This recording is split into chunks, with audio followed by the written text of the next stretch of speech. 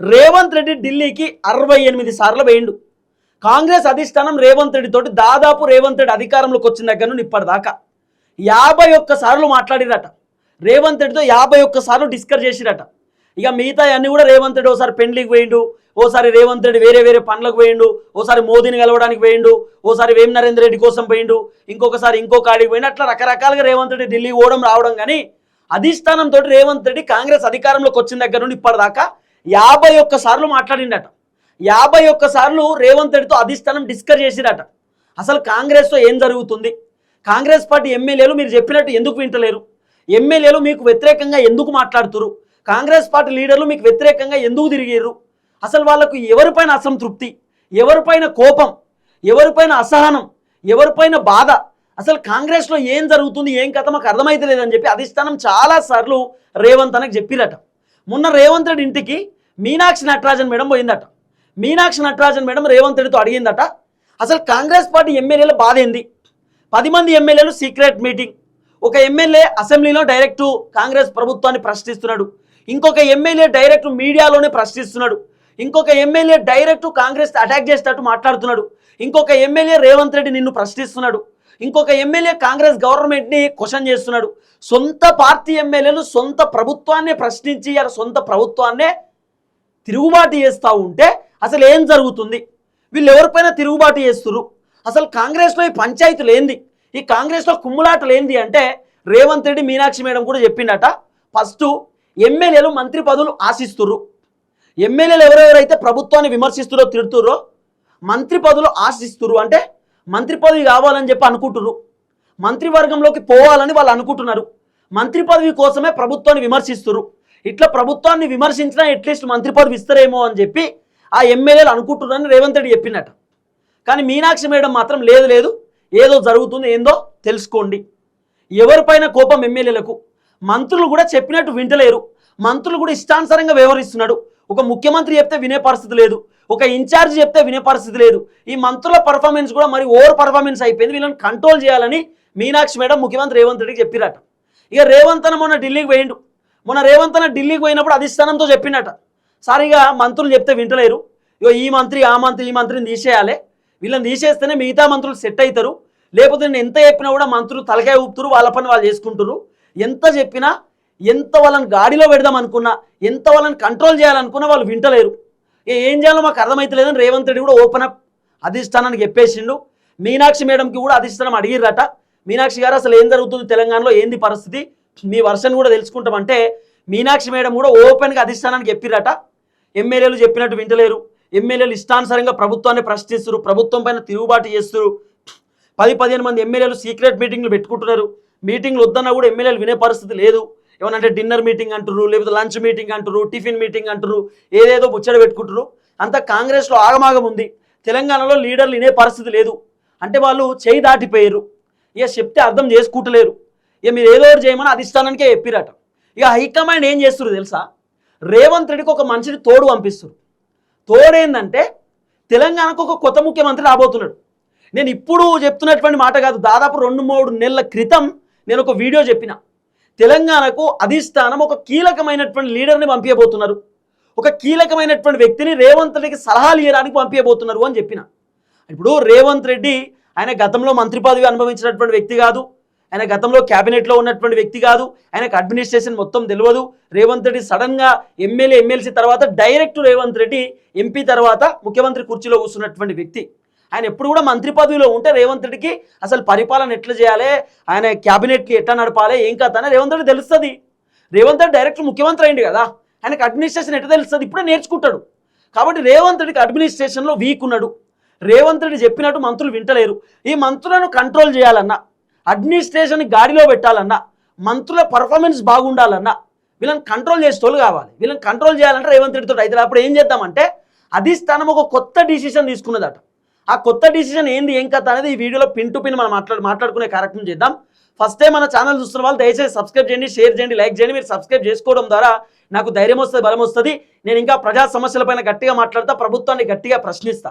రైట్గా టాపిక్లోకి పోతే, కాంగ్రెస్ అధిష్టానం వేరే రాష్ట్రంలో వేరే రాష్ట్రాలలో కాంగ్రెస్ గవర్నమెంట్ ఉన్నప్పుడు ముఖ్యమంత్రిగా పనిచేసేటటువంటి వ్యక్తులు ఉంటారు కదా, ఇప్పుడు కాంగ్రెస్ గవర్నమెంట్ ఉన్నప్పుడు ఇప్పుడు ఫర్ ఎగ్జాంపుల్ రేవంత్ రెడ్డి ఉన్నాడు.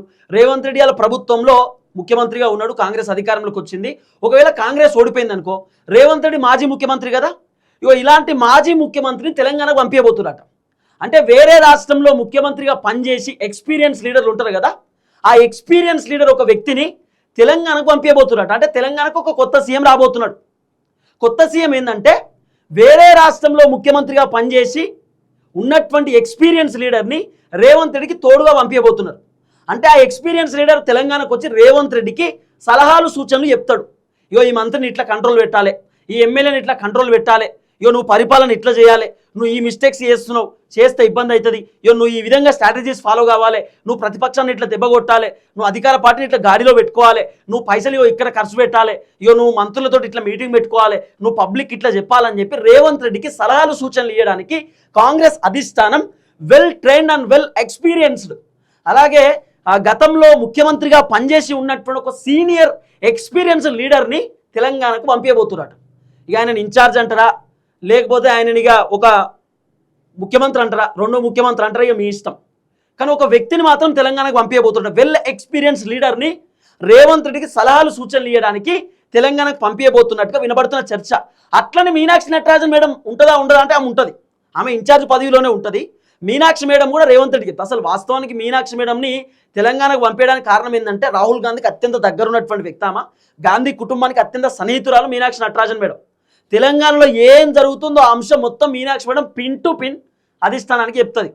రేవంత్ రెడ్డి ఏం చేస్తున్నాడు, రేవంత్ రెడ్డి ఎటుపోతున్నాడు, మంత్రులు ఎటుపోతున్నారు, ఎమ్మెల్యేలు ఎటుపోతున్నారు, వీళ్ళ కథ ఏందనేది Meenakshi madam pin to pin ఢిల్లీకి చేరవేస్తుంది. మీనాక్షి మేడం పని. మీనాక్షి మేడంని ఎవరైనా అంటే మేనేజ్ చేసుకోవాలని చూసినా, మేడం నేను గీడ కబ్జా పెట్టుకుంటా దందా చేసుకుంటా, మీకు ఒక విల్లా గిఫ్ట్ ఇస్తా, మీకు ఒక కార్ గిఫ్ట్ ఇస్తా అంటే మీనాక్షి మేడం తీసుకోదు. అప్పట్లో వేరే టోళ్ళు తీసుకునేది, కానీ ఇప్పుడు మీనాక్షి మేడం అట్లా కాదు. ఏదున్నా పిన్ టు పిన్ ఢిల్లీకి చెప్తున్నామా, ఏదున్నా రేవంత్ రెడ్డి పైన కోప్పడుతున్నామా.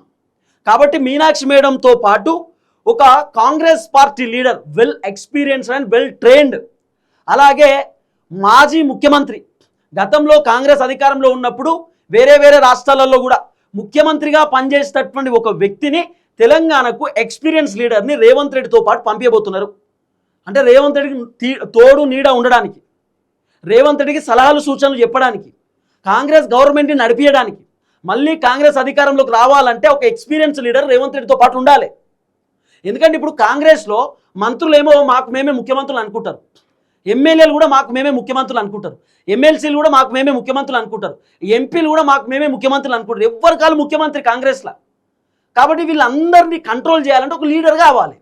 అది రేవంత్ రెడ్డితో అయితే రేవంత్ అన్న బాధ ఏంది, పుసుక్కున్న నేను మంత్రులు ఏమన్నా అంటే మంత్రులు నా ముఖ్యమంత్రి కుర్చీకి ఎసరు పెడతారేమో, ఎమ్మెల్యేలు ఏమన్నా అంటే ఎమ్మెల్యేలు మొత్తం ఏకమైన ముఖ్యమంత్రి కుర్చీని ఎసరు పెడతారేమో అని చెప్పి రేవంత్ అన్న భయపడుతున్నాడు. కాబట్టి రేవంత్ రెడ్డికి ధైర్యం ఇవ్వడానికి ఒక లీడర్ని పంపించబోతున్నది అధిష్టానం. ఒక కాంగ్రెస్ పార్టీకి సంబంధించిన వెల్ ట్రైన్డ్ అండ్ ఎక్స్పీరియన్స్ లీడర్ని రేవంత్ రెడ్డికి సలహాలు సూచనలు ఇవ్వడానికి, ప్రభుత్వాన్ని నడపడానికి, ప్రభుత్వం మళ్ళీ అధికారంలోకి రావడానికి, మళ్ళీ 2028లో కాంగ్రెస్ జెండా ఎగరేయడానికి ఒక లీడర్ని అధిష్టానం పంపించబోతున్నట్టుగా వినబడుతున్న చర్చ. మరి ఎవరిని పంపుతారు ఏందని మనకు తెలియదు. వెల్ ట్రైన్డ్ అని చెప్తున్నారు, వెల్ ఎక్స్పీరియన్స్ లీడర్ అని చెప్తున్నారు. గతంలో కాంగ్రెస్ అధికారంలో ఉన్నప్పుడు ముఖ్యమంత్రిగా పనిచేసేటటువంటి వ్యక్తి అని చెప్తున్నారు. నాకున్న అంచనా ప్రకారం అయితే ఒక 2-3 సార్లు ముఖ్యమంత్రిగా పనిచేసేటటువంటి వ్యక్తిని పంపించవచ్చు. ఆయనే ముసలాయనా లేకపోతే వయసులో ఉన్నాయనా ఎవరో తెలియదు, కానీ మొత్తానికైతే మంచి ఎక్స్పీరియన్స్ లీడరు. ఒక రాష్ట్రంలో 2 సార్లు 10 సంవత్సరాలు ముఖ్యమంత్రిగా పనిచేసేటటువంటి వ్యక్తిని, మంచి ఎక్స్పీరియన్స్ ఉన్నటువంటి వ్యక్తిని పంపిస్తారేమో రేవంత్ రెడ్డికి సలహాలు సూచనలు ఇవ్వడానికి, ప్రభుత్వాన్ని నడపడానికి, మంత్రులను కంట్రోల్ చేయడానికి. సో ఇప్పుడు తెలంగాణకు ఒక కొత్త ముఖ్యమంత్రి రాబోతున్నాడు. మ్యాక్సిమం ఆయన వస్తే రేవంత్ రెడ్డి పవర్స్ కట్ అవుతాయి. అంటే రేవంత్ రెడ్డి ఎవరైతే వచ్చేటటువంటి లీడర్ ఉంటాడో ఆయన చెప్పినట్టు రేవంత్ రెడ్డి వినాలి. రేవంత్ రెడ్డి ఏదైనా నిర్ణయం తీసుకోవాలంటే కూడా ఆ లీడర్కి చెప్పి నిర్ణయం తీసుకోవాలి. రేవంత్ రెడ్డి ఏదైనా పని చేయాలనుకుంటే కూడా ఆ లీడర్ దగ్గర సజెషన్ తీసుకోవాలి. ఆయన ఓకే అంటేనే రేవంత్ రెడ్డి ఆ పని చేయాలి. ఇగో ఈ విధంగా అధిష్టానం ఒక కొత్త లీడర్ని పంపించబోతున్నట. అప్పుడు మంత్రులు కూడా కంట్రోల్ ఉంటారు. మంత్రులు కూడా ఇన్ని రోజులు ముఖ్యమంత్రి అనుకుందాం, రేవంత్ రెడ్డి అనుకున్నాం, ఇప్పుడు అధిష్టానం ఇంకో లీడర్ని పంపిర్రు, ఆయన చెప్పినట్టు వినకపోతే మా మంత్రి పదవి పోతుందేమో, ఆయన చెప్పినట్టు వినకపోతే మా ఎమ్మెల్యే పదవులు పోతాయేమో అని చెప్పి వీళ్ళు కూడా అనుకుంటారు కదా. అందుకే అధిష్టానం వీళ్ళందరినీ కంట్రోల్ పెట్టడానికి, కాంగ్రెస్ పార్టీలో ఉన్న ఎమ్మెల్యేలు, ఎంపీలు, మంత్రులు, ఎమ్మెల్సీలను కంట్రోల్ చేయడానికి ఒక లీడర్ని పంపించబోతున్నట. ఆ లీడర్ ఫుల్ సపోర్ట్ రేవంత్ రెడ్డికి ఉంటాడు. రేవంత్ రెడ్డి ఎట్లా చెప్తే అట్లా లీడర్ కూడా వింటాడు, లీడర్ ఎట్లా చెప్తే అట్లా రేవంత్ రెడ్డి కూడా వింటాడు.